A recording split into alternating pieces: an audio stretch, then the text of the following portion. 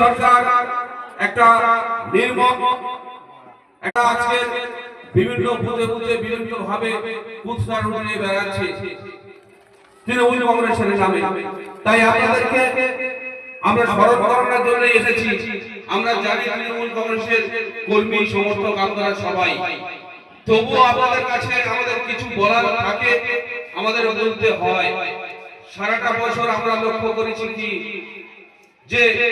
যে সরকার, যে মানুষ, যারা আমাদের পরিষেবা দেয় তাদের সঙ্গে আমাদের থাকতে হবে। আজকে আমরা আপনাদের কাছে জানাতে চাই যে সামনে আমাদের যে জীবন বাঁচানোর লড়াই একটা আমাদের এসেছিল, আপনারা প্রত্যেকে জানেন সেটি কি ছিল। মায়েরা বাবারা যারা আছেন প্রত্যেকে জানেন সেটা হচ্ছে এসআইআর। এই এসআইআরটা কি জিনিস আপনারা প্রত্যেকে অবগত হয়ে গেছেন ইতিপূর্বে, যে আপনাদেরকে এই ভারতবর্ষ থেকে বিতাড়িত করার একটা চক্রান্ত। সেই চক্রান্ত কি ছিল?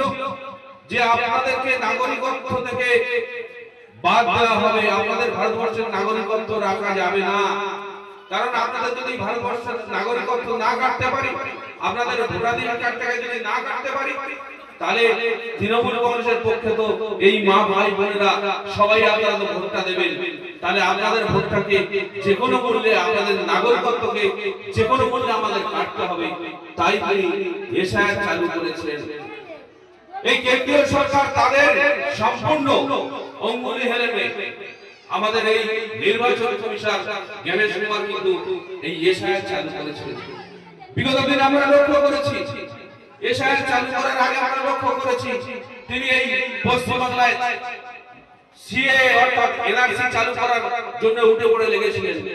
এনআরসি চালু করে পশ্চিমবাংলার মানুষকে ডিটেনশন ক্যাম্পে পাঠানোর একটা চক্রান্ত তৈরি করেছিলেন। আর আজকের দিনে দাঁড়িয়ে